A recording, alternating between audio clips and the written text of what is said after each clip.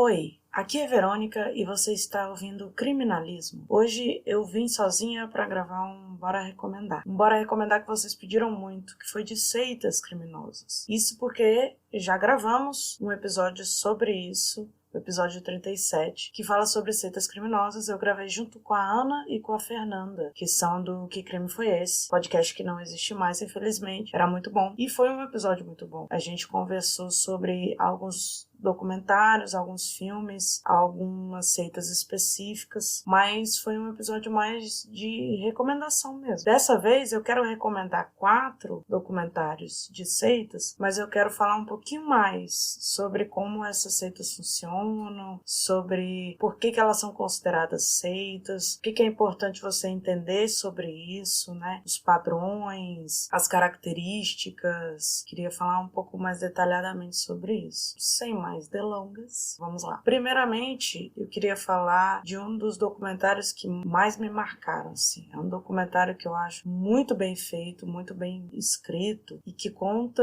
uma história muito específica e marcante. O que acontece? Essa série se chama The Vow e ela tem na Max. Essa série tem 2 temporadas. A primeira contando a história do grupo, a história da organização, e a segunda envolvendo o julgamento dos líderes dessa organização. Essa organização, eu não sei nem como é que se fala, né? Ela chama NXIVM. O importante sobre essa organização é que ela foi criada pelo Keith Raniere, que era um cara que trabalhava no mundo corporativo, empreendedor, muita gente considerava como um gênio, e ele resolveu criar essa organização, na minha visão, uma organização de desenvolvimento pessoal. Essa coisa mais voltada para autoajuda, para desenvolvimento. Era um grupo de pessoas e aí ele chama uma psicóloga para trabalhar com ele, e esse grupo ele é todo dividido em hierarquias e você vai subindo assim, uma organização que você paga para participar, e aí você tem vários workshops e várias aulas falando sobre coisas relacionadas com o desenvolvimento. Ele traz alguns nomes, algumas informações inventadas, assim, ele inventa um monte de coisa para ajudar pessoas vulneráveis. E aí vem a primeira característica da seita, que eu vejo muito na maior parte assim, das seitas, é uma liderança carismática, uma liderança que as pessoas têm um olhar de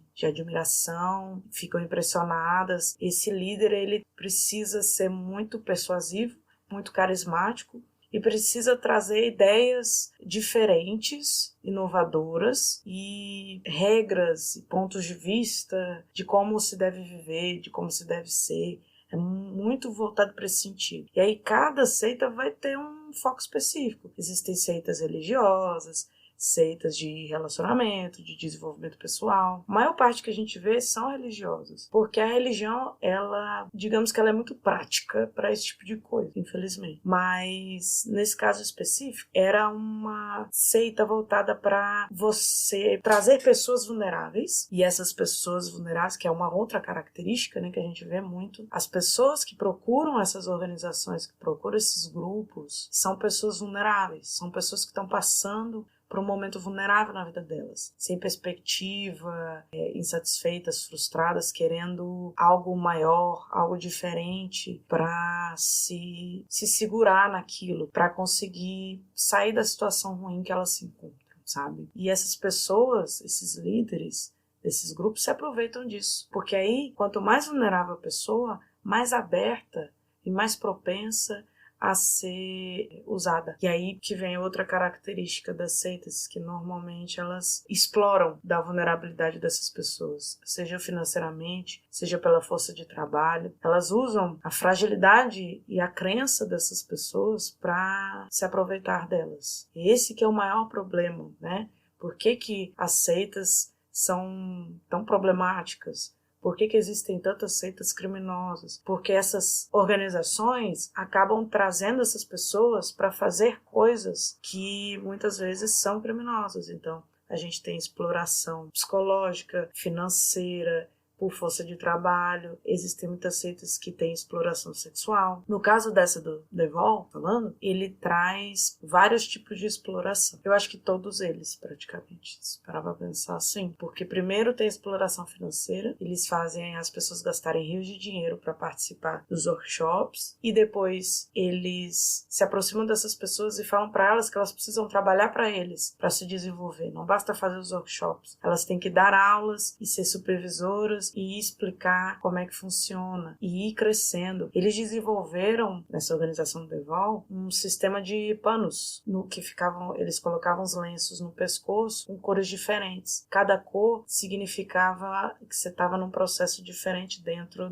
da organização. Então você era supervisor, você era gerente, você era vários ramos, digamos assim, vários cargos diferentes. Tudo isso incentiva, né? A pessoa quer se desenvolver, quer crescer, quer se tornar cada vez mais próxima do dono do grupo, que você considera um líder, considera uma pessoa que você admira, um gênio. E aí você vai seguindo esse negócio. Só que aí o que acontece? Primeiro você paga um dinheirão para entrar no negócio e depois você é explorado, porque você trabalha pra cacete. Eles fazem você trabalhar o máximo possível para dar cada vez mais dinheiro para eles. E você ganha pouco, trabalha muito, com a promessa de que você vai se tornar uma pessoa plena, uma pessoa autossuficiente, espiritualizada, etc. Na verdade, essa organização tá te sugando, tá acabando com o seu psicológico.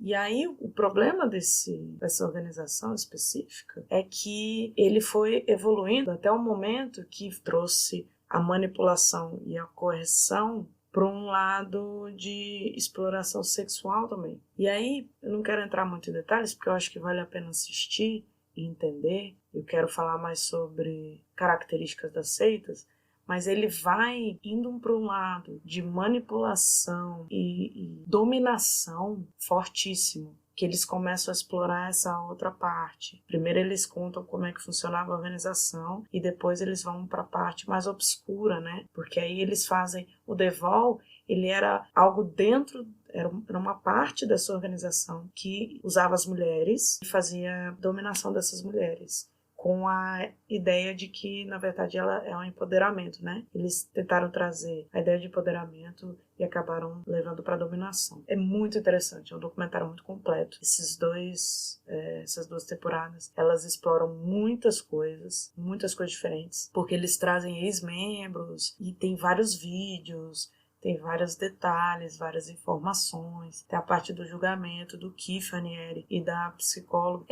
Assim, você fica impressionado como que essas coisas mexem com a cabeça das pessoas, sabe? Como tem uma lavagem cerebral muito forte, assim, porque quando eles pegam essas pessoas, eles ajudam, tem um momento de ajuda. Não funcionaria, essas seitas não funcionariam se não tivesse o mínimo de ajuda. Claro que eles ajudam. No começo, a pessoa sente uma evolução, sente uma melhora, mas aí ela fica presa num looping ali dentro e começa a não mais conseguir sair daquilo ali, que é outra característica das seitas, que é o isolamento social. É uma das características porque é muito importante para o líder, para a organização, que você se isole das pessoas próximas, porque muita gente vai perceber essa situação, principalmente quem está de fora, os amigos, os familiares, vão perceber que tem alguma coisa errada. E aí é muito importante para a organização que não haja essa influência externa, porque senão eles vão ser influenciados, vão perceber que tem alguma coisa errada e vão sair. Então existe um isolamento muito grande. Eles colocam sempre essas organizações como coisas fechadas, e aí vai evoluindo, né? Muitas dessas seitas vão se transformando em cidades praticamente. Fica todo mundo junto, no mesmo ambiente o tempo todo. Você tem que ficar o máximo possível trabalhando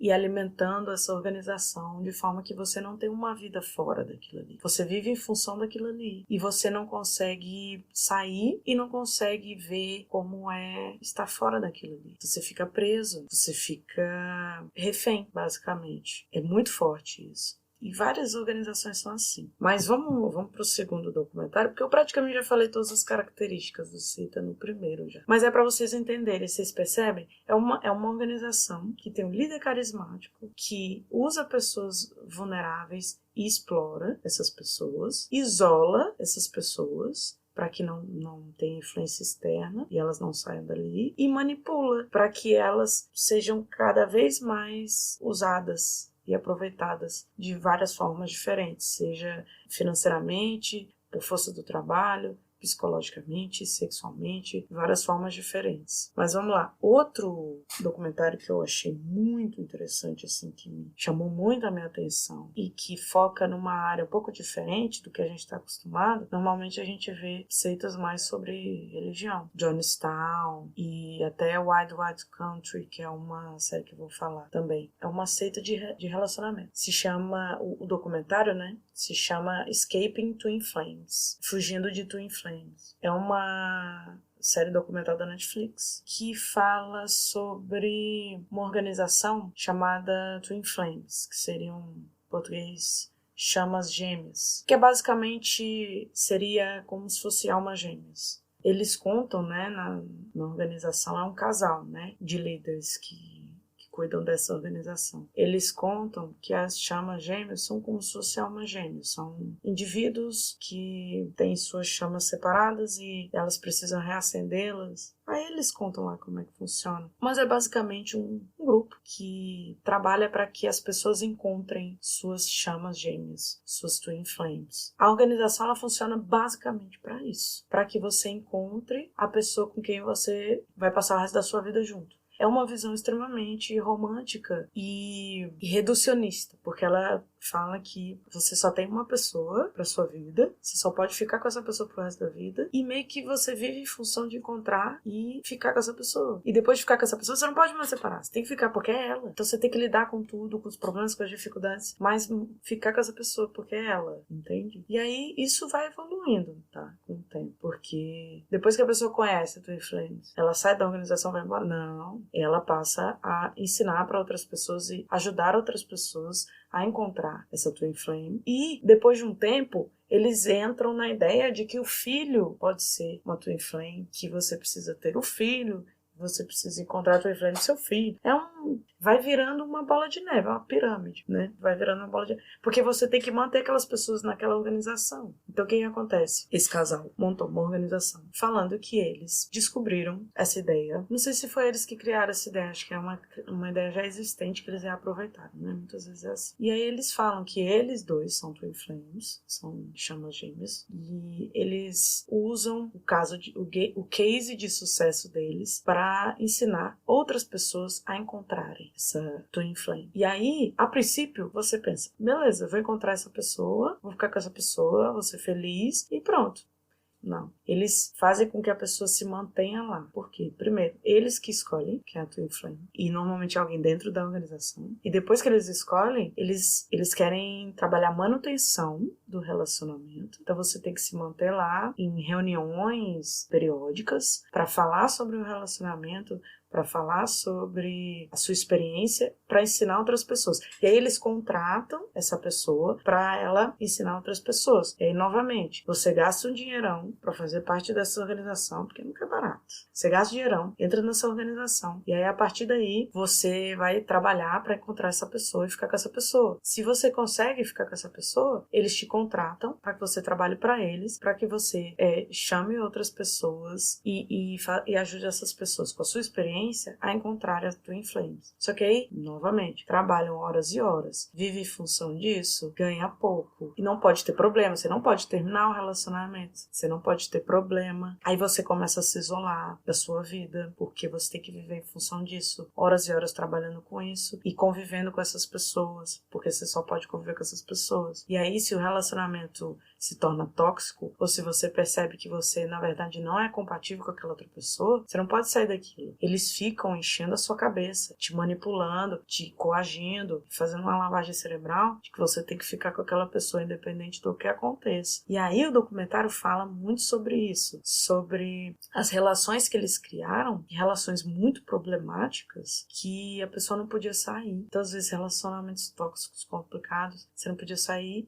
porque é sua chama gêmea. Só tem aquilo ali. E tem problema, todo relacionamento tem problema, você tem que lidar com isso. E aí ele trabalha isso, né? As pessoas que eles conseguiram juntar. Mas aí eles trabalham também as pessoas que não conseguem. Porque o que acontece?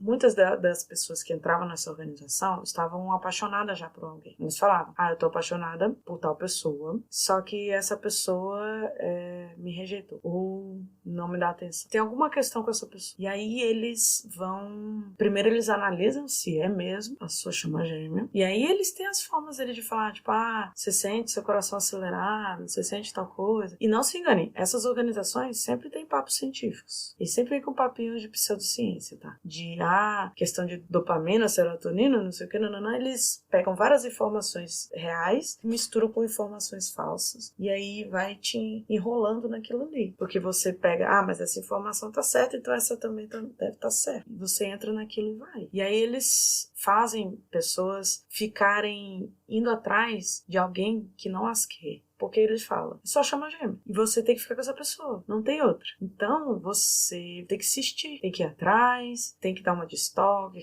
Eles não falam isso abertamente, obviamente. Mas eles começam a dar direcionamentos e ideias para que a pessoa faça coisas absurdas para ter quem ela quer. Sendo que vai ter momentos que a pessoa que você quer não te quer. Ou deixa de te querer. Isso acontece, faz parte da vida, né? Então, é um documentário muito curioso, porque ele vai pegando todas essas características, as coisas que praticamente toda seita tem, não são todas que vão ter todas essas características, mas muitas vezes você vai observar isso. Assistindo séries de seitas, você começa a perceber. Depois que você aprende, que você entende como é que elas funcionam, você começa a identificar. Você vai tendo mais facilidade para identificar. E aí eu achei muito interessante, porque essa seita, inclusive, ainda existe. Não deixou de existir, não. Porque é muito mais difícil você provar o sofrimento psicológico. Nesse caso específico, diferente do Deval, por exemplo, eles começam a procurar fraude, começam a procurar a questão sexual, organização criminosa,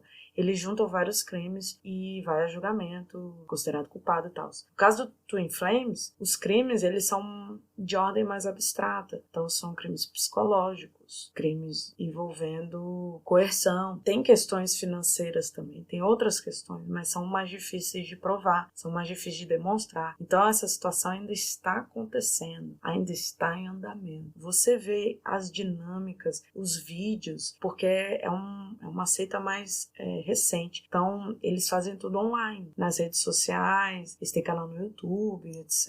Se você procurar, você acha. E aí tem vários vídeos, várias gravações que eles conseguiram de ex-membros, que você fica assim, em choque das coisas que eles falam, das coisas que eles fazem as pessoas fazerem, dos incentivos que eles dão. Imagina, reuniões periódicas para falar sobre os relacionamentos, para falar sobre o que você deve fazer. E aí envolve também, óbvio, um desenvolvimento pessoal no meio, né? De tipo, você não tá conseguindo porque você precisa trabalhar tais coisas, nanana. E, gente, tudo que envolve psicologia, nada disso eles fazem. Não tem profissionais qualificados para fazer essa ajuda, para trabalhar os problemas dessas pessoas, não. Eles vão criando coisas, sabe? Criando técnicas, criando teorias, criando várias coisas para justificar a organização e as atitudes e etc. Queria também falar de mais duas seitas que são muito conhecidas. A primeira é do documentário Cerco de Waco. Acho que é Waco, né?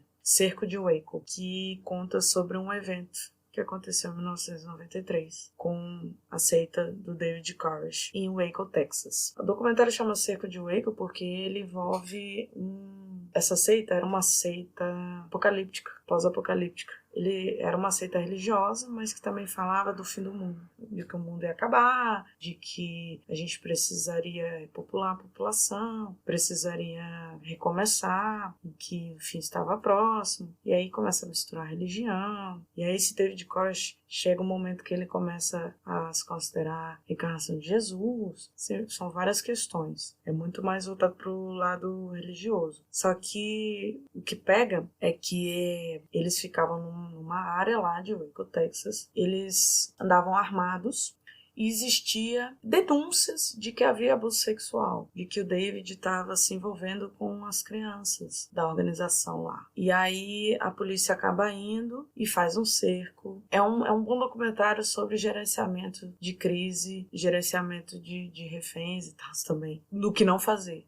Tá? Porque é uma história que tem um final extremamente trágico. São 51 dias que eles ficam presos lá e a polícia fica tentando tirá-los, e aí acaba a água, acaba um monte de coisa. No final das contas, o lugar lá é tipo um prédio, né? Ele é incendiado, dezenas de pessoas morrem. É uma coisa horrorosa, é uma história horrorosa. Mas ela é muito interessante do ponto de vista do que não fazer, né? Em relação a essa seita, se existe um crime relacionado, existe denúncia, não encurrala esses líderes, essas pessoas. Porque a manipulação e a lavagem cerebral é tão grande que eles preferem morrer do que sair dali. Então, essas pessoas, elas não podem ser encurraladas, elas não podem ser deixadas, principalmente em organizações como essas, de fim do mundo, religiosas, que lidam muito com medo. Isso também é uma característica muito forte em muitas seitas. Trabalhar o medo das coisas acabarem, o medo do fim do mundo, o medo da depravação, o medo de acabarem com tudo. Tem muitas questões políticas também envolvidas, né? Precisamos de poder, e para esse poder a gente precisa entrar na política. Mas nesse caso especificamente, o que o David Koresh queria era um mundo dele. Ele queria criar o próprio mundo, com as próprias regras, que ele pudesse fazer o que ele quisesse, explorando as pessoas de todas as formas possíveis e imagináveis, trazendo para si a religião. Lembra muito o Jim Jones, do Jonestown. Tem muito, mas o David Koresh, ele se radicalizou muito mais rápido, em muito menos tempo, e não quis a saída do suicídio coletivo, né? Ele quis a saída do enfrentamento, do confronto, inicialmente, pelo menos. Até hoje não se sabe exatamente o que aconteceu, existem desconfianças, né? E se fala muito sobre isso no documentário, mas não fica muito claro se houve um suicídio coletivo ou não, o que aconteceu. É um documentário muito triste, difícil de assistir, tá? Não é tranquilo, não. Mas eu acho muito válido, muito importante para quem se interessa por esse assunto, para quem estuda sobre isso, para quem quer trabalhar lidando com esses tipos de seitas e crimes e situações de todos os tipos, ou até para ajudar pessoas que estejam passando por isso, que estejam vivenciando isso, né? Então vale a pena assistir na Netflix O Cerco de Waco. E por último, eu queria mais citar, porque é um documentário muito conhecido, Wild Wild Country, que é sobre a organização do Osho, né, a comunidade Rajneeshpuram. Muita gente conhece, inclusive foi o primeiro documentário sobre seita que eu assisti, me marcou muito, eu achei, assim, surreal, é uma história surreal, de um guru indiano que montou uma comunidade nos Estados Unidos, na década de 80. Ele pega uma área em Oregon, no interior de Oregon, nos Estados Unidos, e faz uma comunidade gigante, uma cidade mesmo, com regras e tudo própria. É uma comunidade muito voltada para a religião, né? Porque se trata de um guru, fala muito sobre formação de culto e liberdade religiosa, poder e corrupção, porque ele acaba se envolvendo com política, né? Para poder ter uma cidade própria, ele precisa ter envolvimento político, ele precisa ter influências dentro da política, para não ter problema. E ele tenta isso. Ele é a assistente dele. Só que a coisa começa a degringolar. Porque o que acontece? Essas comunidades, essas seitas, quando elas têm uma intenção de explorar as pessoas, de usar, manipular, chega uma hora que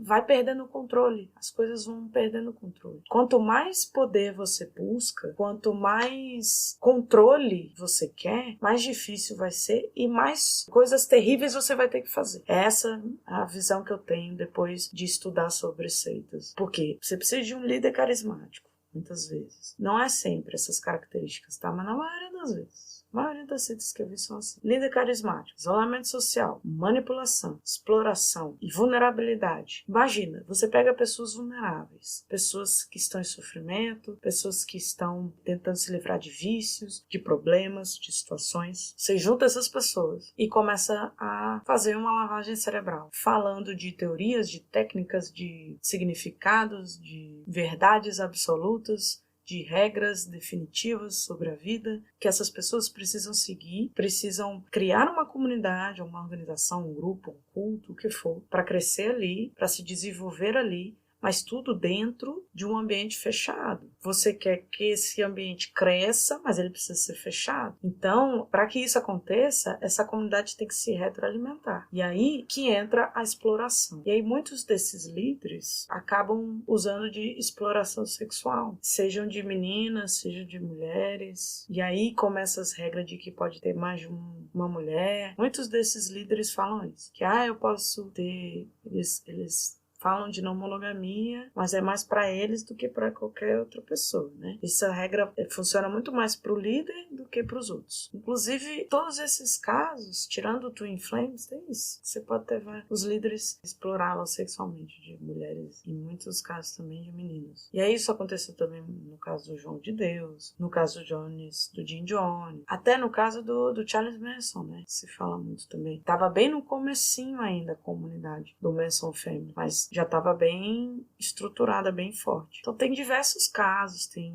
diversas histórias sobre seitas. Cheguei num momento que eu comecei a ver muita coisa sobre, que eu fiquei muito interessada. É um tema curioso, porque você começa a se perguntar, o que faz essas pessoas agirem dessa forma? O que leva as pessoas a serem exploradas, usadas, manipuladas de tal forma que elas não conseguem mais sair daquela situação. Elas não conseguem ver o problema daquela situação. Não conseguem entender por que aquilo não está fazendo bem para elas. E aí envolve várias coisas. Envolve vários crimes também. Muito importante deixar claro. Todos esses 4 documentários que eu falei envolvem diversos crimes diferentes. Porque chega uma hora que esses líderes e essas organizações acham que estão acima de qualquer coisa. Acham que o resto do mundo está errado e só eles estão certos. E aí começam a fazer transgressões de vários tipos, seja de crimes sexuais, de crimes financeiros, estelionato, fraude, etc., sonegação de imposto. Tem várias coisas diferentes, sem contar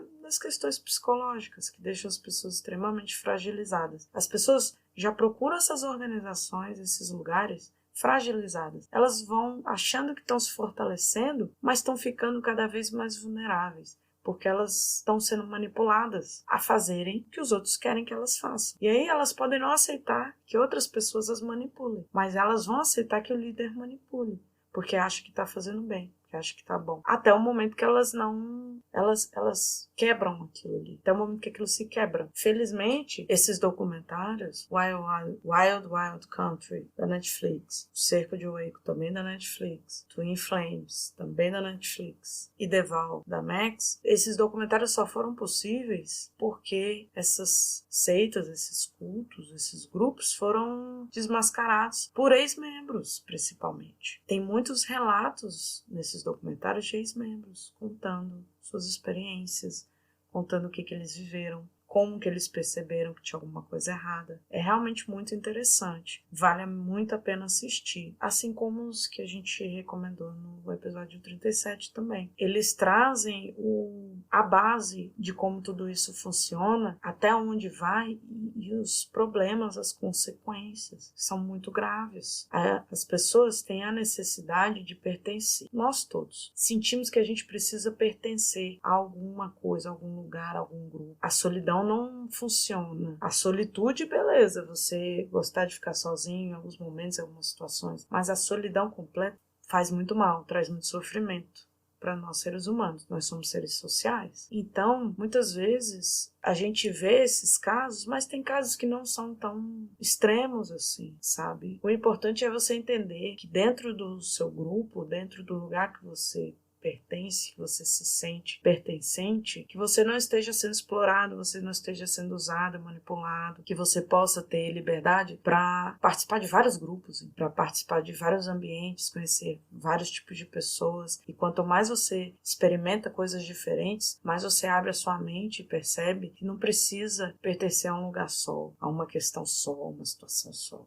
Entende? Então era basicamente isso que eu queria falar. Eu acho que eu consegui explorar um pouco mais como é que as seitas funcionam, até onde elas vão e como é importante ficar de olho, né, nessas coisas. Porque qualquer um tá sujeito. Isso é uma outra questão. Qualquer um tá sujeito. Não fique achando que você tá acima. Ah, não, eu não cairia nisso. Depende. Às vezes você não cairia num tipo de seita específico, mas em outro, se fosse de um tema que você se interessa muito, você gosta muito, e as pessoas chegam de forma persuasiva. Ninguém vai chegar e vai falar, você tem que participar dessa organização, não pode sair, não pode fazer nada. Isso é com o tempo. Primeiro vem a parte boa, primeiro tem que trazer a coisa boa. Tem muito a ver com o ciclo da violência também. A gente fala, no caso de violência doméstica, de que é tudo muito lindo, aí vem um conflito, e aí depois vem conciliação, e aí você acha que tá tudo bem, e vem o conflito de novo. É um ciclo. No caso da seita, primeiro eles mostram